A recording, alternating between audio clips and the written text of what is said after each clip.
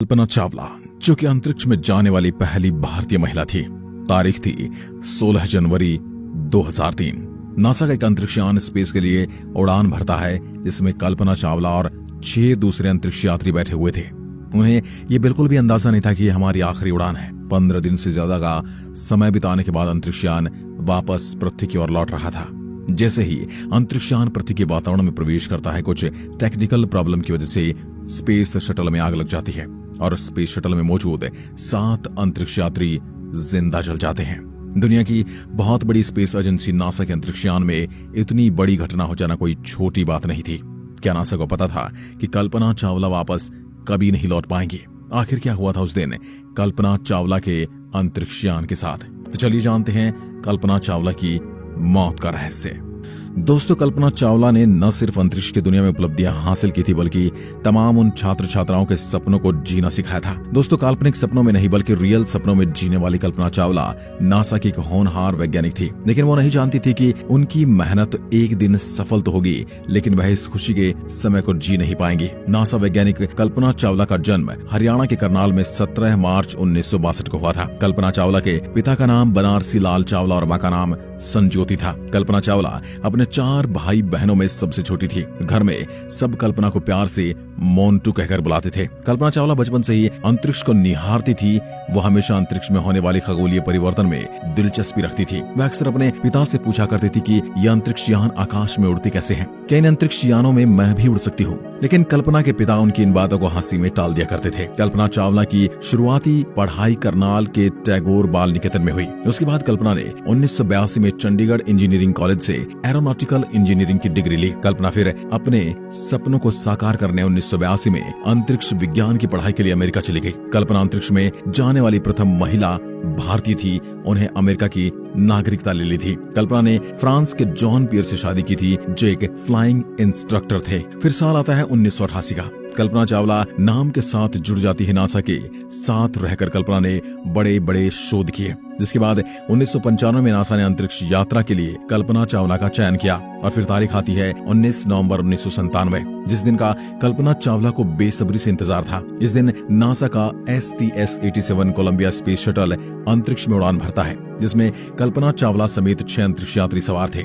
यह कल्पना चावला की पहली अंतरिक्ष यात्रा थी। अंतरिक्ष की पहली यात्रा के दौरान उन्होंने अंतरिक्ष में 372 घंटे बिताए थे और साथ ही 252 परिक्रमाएं पूरी की थी। 5 दिसंबर 1997 को अंतरिक्षयान सफलतापूर्वक धरती पर उतर जाता है।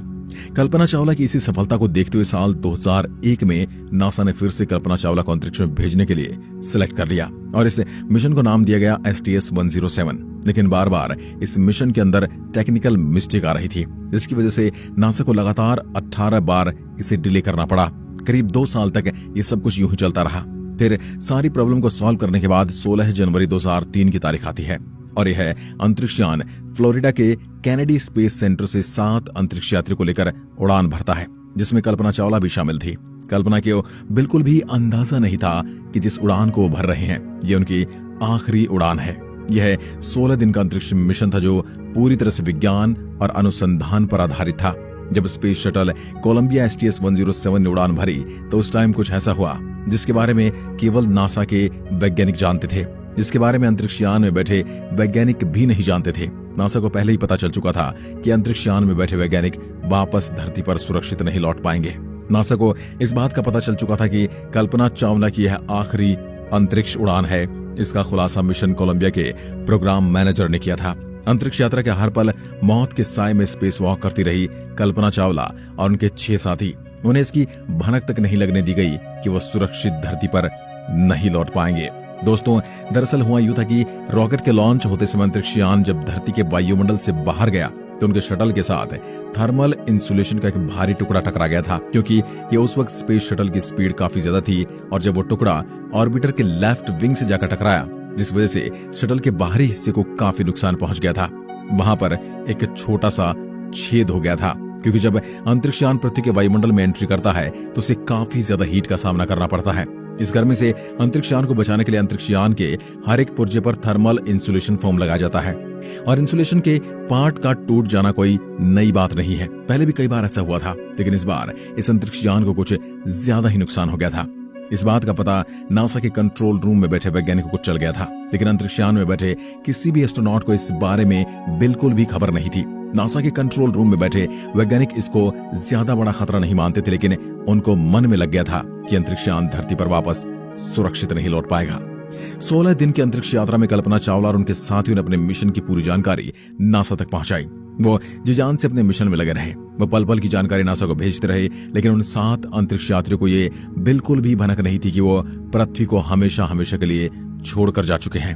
उनके शरीर के टुकड़ों को ही वापस लौटना बाकी है।